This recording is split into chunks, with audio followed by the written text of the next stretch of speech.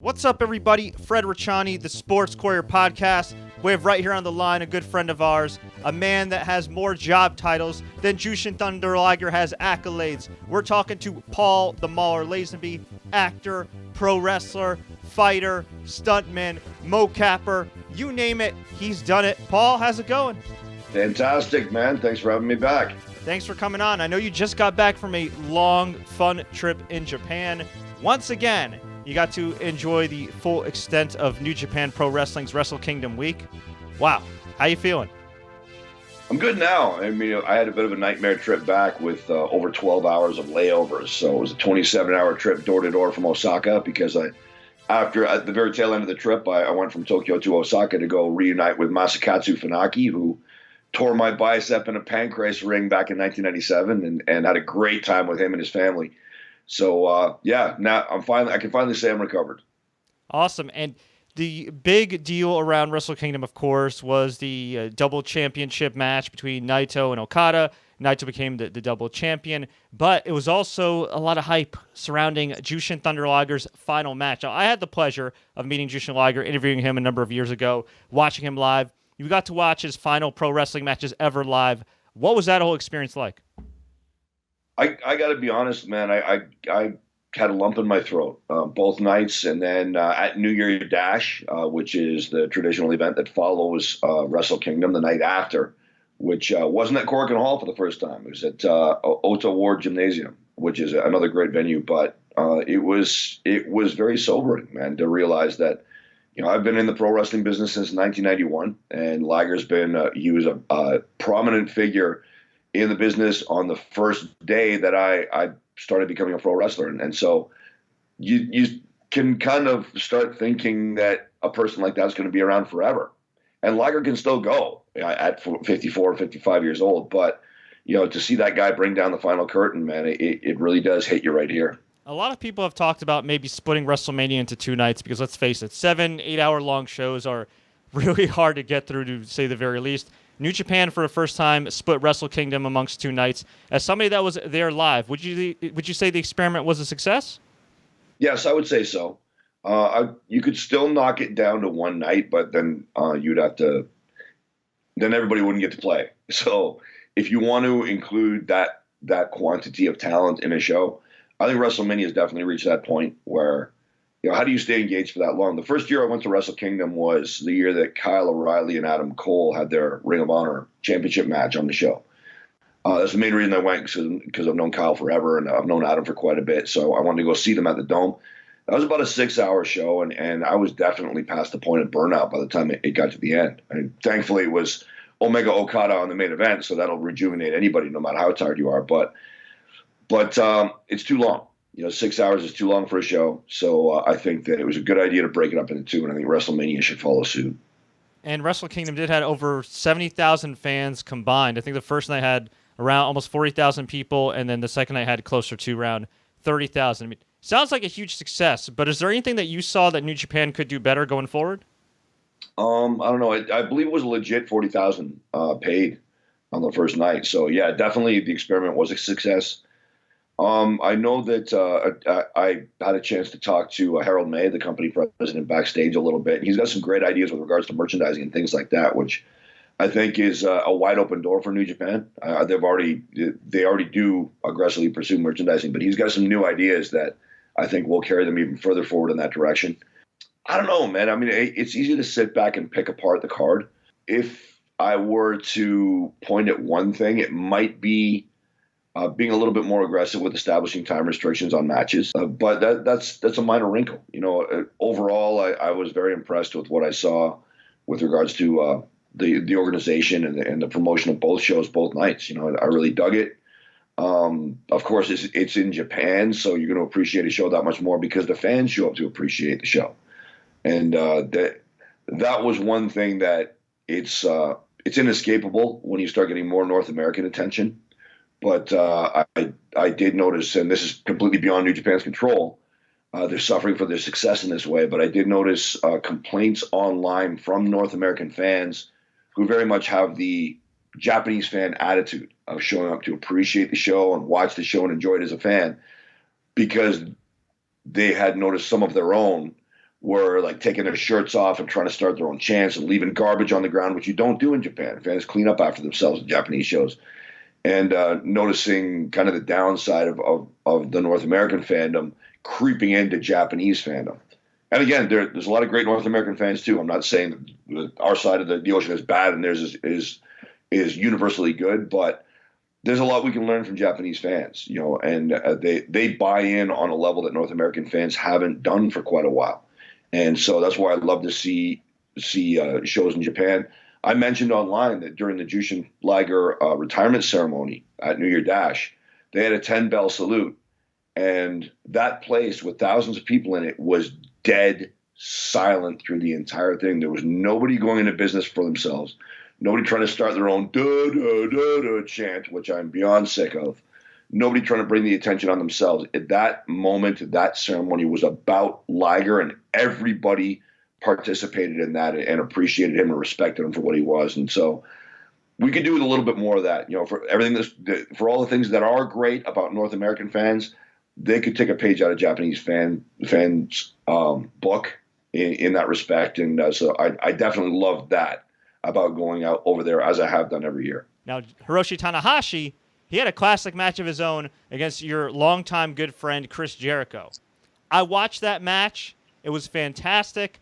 They didn't do anything crazy, but it was just two masters at work. As somebody that had a front row seat to that, I mean, how can you describe that masterpiece we saw? It was so great, and it always has a little bit of an additional element for me because, my very, very first day in the business, I met Lance Storm and Chris Jericho. My first day at wrestling school. I think I met Lance the night before as well, but like Chris was the second guy, my second oldest friend in the business. So to think, I met this guy at a bowling alley in Calgary in 1991 when nobody knew who Chris Jericho was. And now I'm sitting here at ringside with his son. Last year I was sitting here with his dad watching him at the Tokyo Dome just tear the place apart. It increases my appreciation of the match. But taking that off the table, and this is something that I told his son Ash right before the match started, it's like you really are, as you said, watching two masters at work. You take the level of talent that Jericho's got and his mind for the business and his abilities. And then in a lot of ways, he's got a counterpart in Tanahashi that way. These guys are not just flippers and flyers, and there's nothing wrong with that, but they're storytellers. They're masters, psychologists, and storytellers in the wrestling business. And you get them both together, and then you turn them loose on the biggest stage in Japanese wrestling. You have a right to expect something epic, and that's exactly what we got. It was fantastic. And Jericho, as I mentioned before, a master, a wrestling genius, as is Tanahashi. And I think both guys are smart, not just because of what they did in the match, but how they built up the match, bringing the AEW World title into the mix. And to the best of my knowledge, there's still some frosty relations with New Japan Pro Wrestling and AEW, but Jericho, to his credit, put everybody on the spot. He essentially said, hey, it's good for, I'm not a stupid businessman. I haven't been successful in the business for 30 years by doing stupid business. New Japan should work together with AEW and vice versa. But it looks like right now, at the time we're recording this, New Japan is going to stay working with Ring of Honor, which is fine. That's great for both companies. But I still feel like there's money left on the table. Could you see in 2020 New Japan and AEW eventually, finally working together?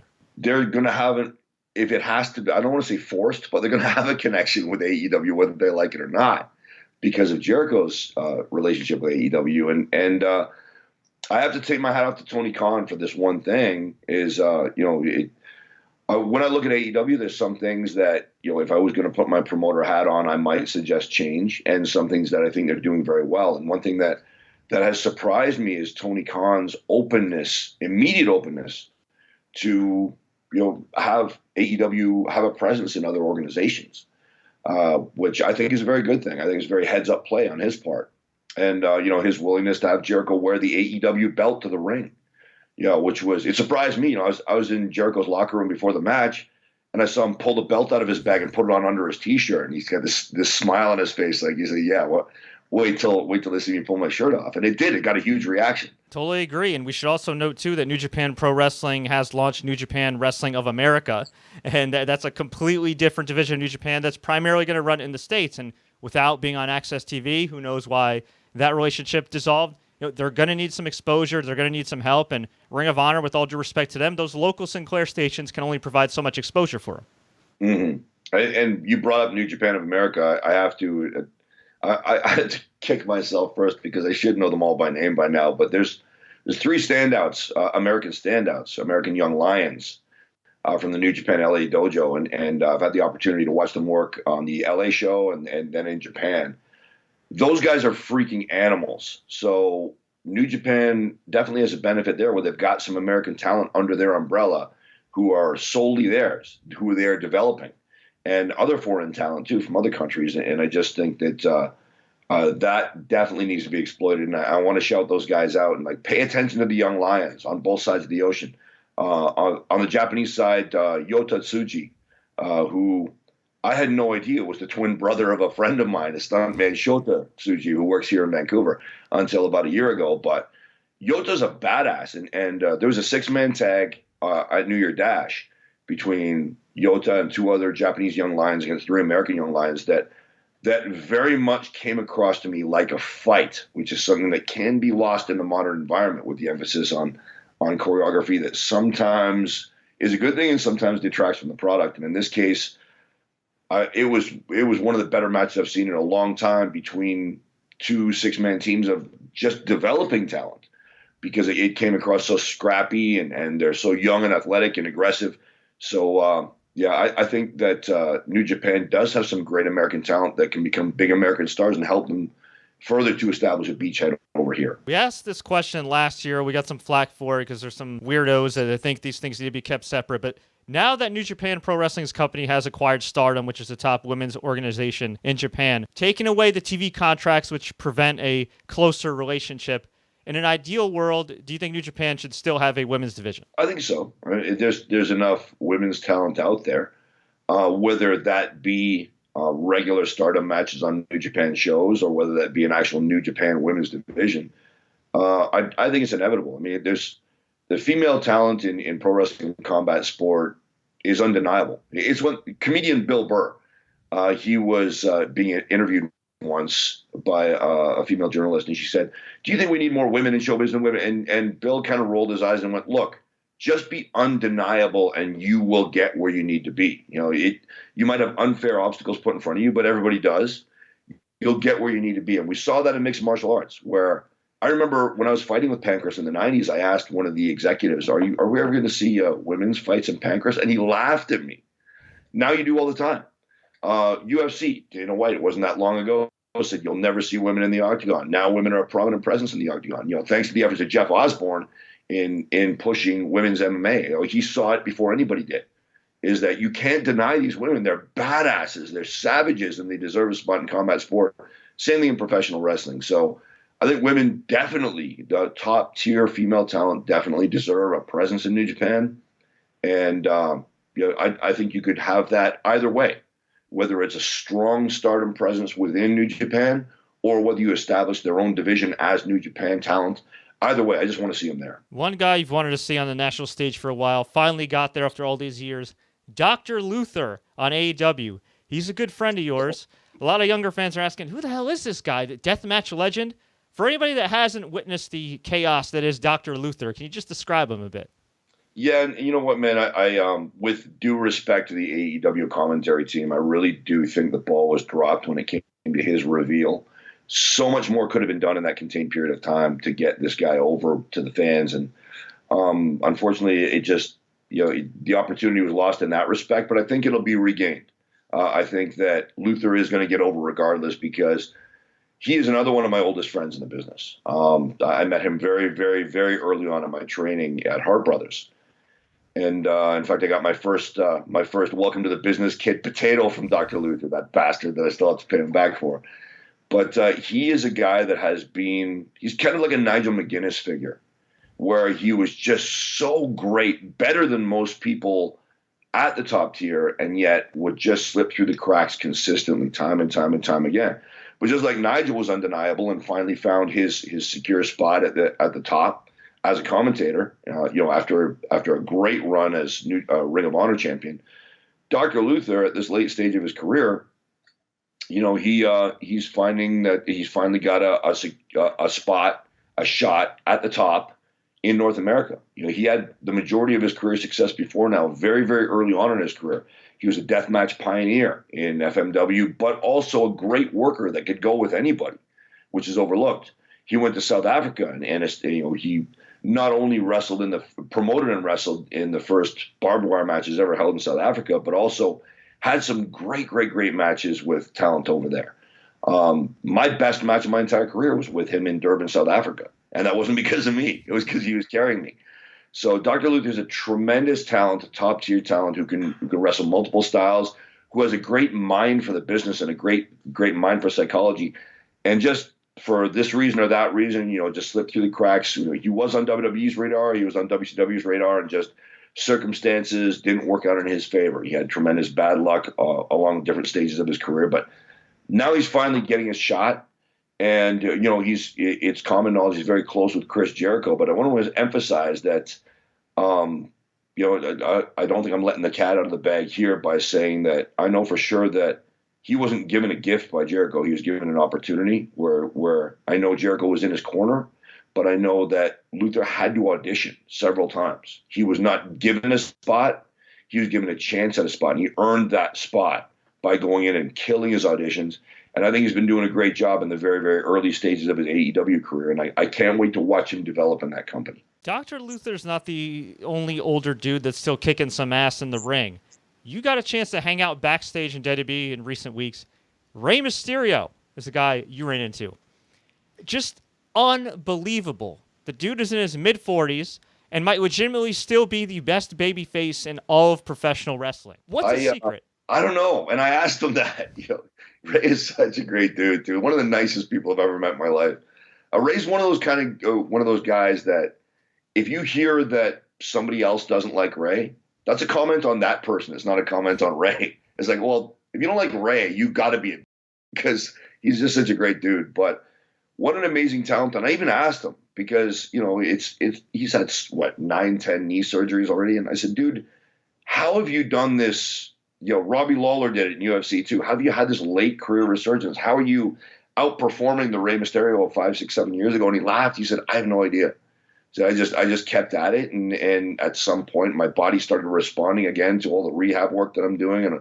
And I managed to ride out the physical rough patch. And now he's admittedly long in the tooth and he's not the Rey Mysterio of 15, 20 years ago, but he's also kicking all kinds of ass and just really outperforming expectations. And I'm really happy to see it. Couldn't happen to a nicer guy. Now, you're a nice guy as well, but you're an absolute badass. I'm not calling you old, but you're somebody that's been doing this for a long time. And every time I'm on Instagram, I see guys like Edge and CM Punk and all these other combat sports celebs in awe of your badassness. I mean, you're deadlifting, you're doing squats. I mean, what is your secret? Don't stop. There is a genetic component. I like to call it the Flair gene. Ric Flair ran his body so hard for so long. And just what Steve Austin even said, he said, not fighting wise, just in terms of what your body can withstand. He said Flair's the toughest guy in wrestling history, in his opinion. And I think I've benefited a little bit from that. But most of it is just don't stop, especially when you start getting into later life. You got to keep that momentum going. And if you haven't generated it, do what it takes to generate it, then keep it. Keep training. Don't stop. Don't quit. And in my case, even, I've had episodes of months-long episodes of health challenges and things like that, injuries and other health challenges. But I did what I could. There was a time where a few years ago, I got a parasite that was killing me.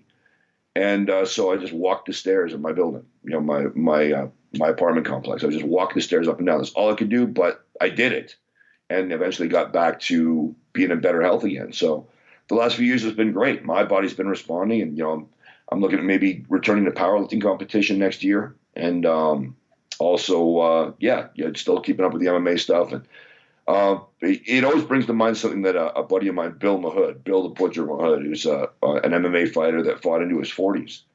And somebody asked him once, 4 days after one of his fights, he was back doing road work. And they said, dude, why don't you take the full week off? And he said, because when you get to be older, fitness is like pushing a car. If you keep it up, it's easy. But if you stop and try to restart, it's a lot tougher. So, like Carl Gotch said, when you're young, you should train. When you're old, you must train. And that's my attitude. Good advice. Now, I'm assuming you also aren't scarfing down cheeseburgers either, right? Once a week. I have a great diet coach named Christine Wallace, who's an extremely high-level physique competitor. One of the smartest things I did was turn my diet over to her, because I don't have a great deal of dietary knowledge. I remember way back in the day when I was choosing between bodybuilding and powerlifting, I looked at two things: genetics, which I don't have tremendously beneficial genetics for bodybuilding, and also diet. It's like powerlifters eat whatever they want. Sold. That's my sport. So yeah, Christine has blocked together a great diet for me. It's there's a movie that will be released later this year called The Main Event on Netflix, and she got me down to about 227 pounds, which for me is really super shredded. And that's not something that I have the knowledge to do myself. But once a week, I have a 3-hour window where I eat whatever I want. All bets are off. And I get disgusting with it. But it's just that one little pocket of time, and you do the right things through the rest of the week, and actually the negative becomes a positive, because the way your body responds to all that bad food, but it's only within that little block of time, and you're doing everything else right. And I don't know the science of it, but it seems to be working for me, so I'm going to stay with it. Of course, you've been doing video game mocapping for years and years, all the way going back to Def Jam Vendetta, and now you recently left the Gears of War franchise after a stellar run. You did fantastic work mocapping as Marcus Phoenix for Gears of War Ultimate Edition, Gears of War 4, and Gears of War 5. And I'm not just saying this, but they're some of my favorite video games of all time, so congrats on the run. But why was now the time to leave the Gears franchise? It was just time for me and the Coalition Studio to go our separate ways. They've got very hard and fast ideas about who gets the credit in their games. That not a lot of people realize that the motion capture team does everything that you see on that screen. All the dialogue, all the stunts, all the acting, everything. And then the dialogue is redubbed by the voice talent. And I've got no grudge against the voice talent. John DiMaggio has been doing the voice of Marcus Phoenix, I think, since the very beginning. He's kind of like Kane Hodder is to Jason Voorhees in the Friday the 13th franchise. No grudge against the voice talent, but when the studio has an attitude that the voice talent get 100% of the credit, including the credit for all of our work, that just got a bit too much to take. And, it eventually got to the point where they actually dressed up the voice talent in motion capture suits and shot a behind the scenes video and said, hey, look, here's the Gears cast doing motion capture. That left a kind of a bad taste in my mouth. So, it's their sandbox. They're entirely entitled to make their rules, but it's also my choice whether or not I want to continue to play in it. And I don't think it's too much to ask that when you put so much work into a character, and I did so much research and talking to Gears fans and years of making sure I brought the best possible Marcus portrayal to the game, and I also did Paddock and Uncle Oscar in Gears 5. So that was a lot of research and a lot of as much of my acting ability as I could bring to the fore, and to have credit for all of that deferred to somebody else just wasn't my thing. I would rather go work for somebody else and, try to generate some career momentum with my work where I can be recognized for that. So, they might hand me this role over here because I did a decent job on that one.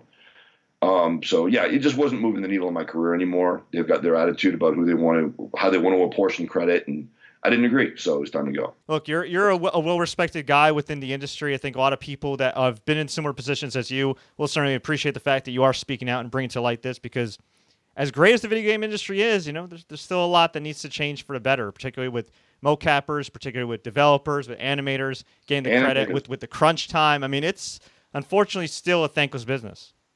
Yeah, I think you're right. And when you're watching a video game, the majority of what goes into that performance is the mocap team, and then the voice actors, they dub their voices on, and they're talented actors too. And the animators, they're the ones that bring the characters to the screen. But just to me, it's kind of like if you took that Netflix show Money Heist, and you said that the people who dub in the English dialogue, they're the only stars, and don't pay any attention to those Latin actors who actually did all the acting and all the dialogue, and they made the show, and then we redub their voices and the voice talent, they're the only stars. That to me doesn't make sense. So, I think that I'm hoping going forward that we see credit given where it's due, which means the voice actors continue to get the credit they're getting because they deserve it. I've done a lot of voice acting myself, and so I realize that there's a lot more to that than people realize, and a lot more talent required. but also the motion capture team and the animation team. I'm hoping that going forward on games, they get the credit they deserve too. Absolutely. Now, Paul, on a lighter note, you still got a lot going on within this next year. You're always popping up everywhere. There's times where I'm just watching Netflix or HBO, and I'm like, what the? That's Paul Lazenby. So what have you got going on in 2020? It's in Vancouver. The industry continues to be roaring along. So you'll be seeing me in a Farrelly Brothers production called The Now. I play a role in one of those episodes as well with Dave Franco. And I love working with the Farrellys. I got to work with them. We worked with Peter Farrelly on Loudermilk. Had a great role on that, and then I got to work with his brother Bobby on The Now. So it's because they trade episodes, and so the timing worked out great. Where I got to work with both of them, and I'll work with those guys anytime. You know, they're responsible for like Dumb and Dumber and Something About Mary and Kingpin and so many great movies, man. And so it was a real thrill to work with them. I've been doing some work on Supernatural and a couple of other new shows. So it's picking up. I'm in talks now to possibly head out to Toronto and do some work. We'll see how that shakes out, but that would be cool because I'm from near Toronto. I'm from a town called Kitchener, which is about an hour from Toronto. And I've never worked there in 20 years in the industry. You know, it's every time my name comes up in relation to a Toronto project, for whatever reason, there's been scheduling conflicts or just other people got chosen, and I've never gotten to work there. So it would kind of be cool to come home and you know, maybe go see a few friends while I'm there in my current capacity as a guy that's actually made something of himself in the business since, you know, I left Kitchener as a pauper, as a destitute, you know. So coming home and working on a big production in Toronto would be pretty sweet. Paul, of course, you got the popular When We Were Bouncers series on Amazon Volumes 1 and 2. For anybody that hasn't had the pleasure of reading them yet, can you describe it? Yeah, it's pretty straightforward. It's people who are prominent in their chosen field of endeavor, whether that be WWE stars and Hall of Famers, UFC stars and Hall of Famers, actors, comedians, other prominent individuals, telling their stories of their days working as bouncers and security personnel. So, you know, some of the most famous men and women in the entertainment world and in the sporting world, you know, I'm always constantly chasing them down, trying to get some stories. You know, you'll find Shayna Baszler in there if you're a WWE fan. You'll find WWE Hall of Famers like Bas Rutten and Don Fry and Pat Miletich, and TV stars like Theo Rossi from Luke Cage and Sons of Anarchy and so on. I could go on for a long time, but definitely it's good entertainment reading. Lots of short, contained stories. You know, good reading for the bathroom or public transit if you take the bus to work. Currently working on Volume 3. I'm really, really excited about some of the names I've already gotten. Some very, very big names going into this one. Thanks to everybody who supported the series, including S.E. Hinton. I always want to shout her out because it still blows me away that the author of The Outsiders has been a very vocal supporter of the series, and that's everybody's support is appreciated, but that one really caught me off guard, and I always want to shout her out.